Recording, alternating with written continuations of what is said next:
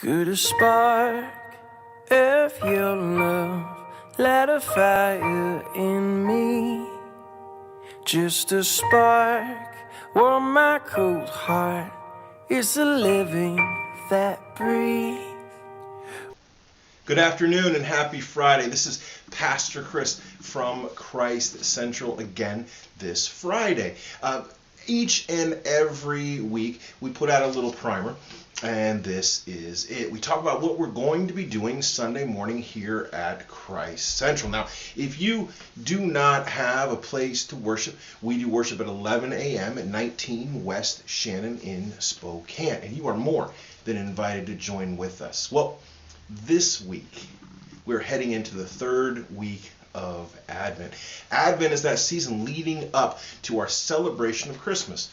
Christmas is just the incarnation of Christ. Christ being born, God himself putting on a dude suit and coming into the world as a child to bring the gospel. It's an amazing story. And I think sometimes we get tied up in the fact that there are all these amazing characters leading up to it. We got John the Baptist, we have Joseph and the Virgin Mary and the angels that come to declare the coming king.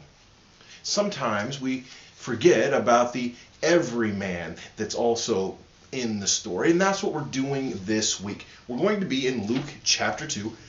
We're going to do verses 8 all the way down through 20, and I'll put them up right here so that you can see them at home. Feel free to follow along in your Bible if you have trouble reading the screen behind me here. And the everymen that we're talking about, of course, are the shepherds. That's what we celebrate in week number 3 of Advent. We light that third candle and we talk about the fact that there were shepherds in the field and they were watching their flocks by night. You've heard the story before, I assume.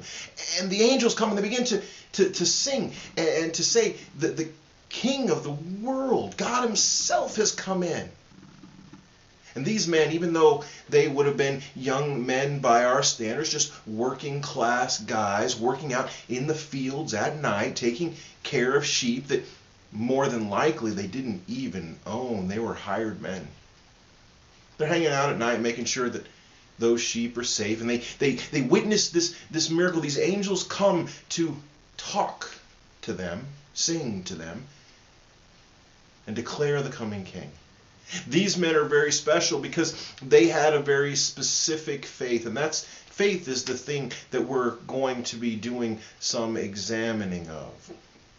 You know, a friend of mine just this morning told me that what he loves most about that word faith is that it's actually a verb. Sometimes we think of it as something we possess as if it's a noun.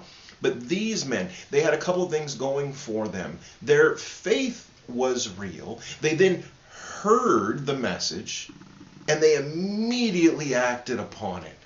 They couldn't stand by the sheep anymore. They're leaving of the sheep to go and see the Christ child. It means they're leaving their livelihood. Theoretically, something bad could happen and their employers are going to be very upset, but they can't sit idly by and miss this amazing coming into the world of the Christ child. And so they run away and they go there to where the angel said that he would be, and they immediately fall down and begin to worship and thank God for his coming into the world. That brings me so much encouragement. The fact that God not only desires our worship, but will take it at its most honest, its most virile, right there in our guts, in our heart, in our mind, and accept that worship from us. And that leads me to a challenge. Each and every week I like to give you a challenge. The challenge this week is, what are you doing this Christmas season to worship the coming King? Maybe that means spending some time with your family, not just opening presents and eating a big Christmas dinner, but also talking about why we celebrate in the first place, what your relationship with God looks like.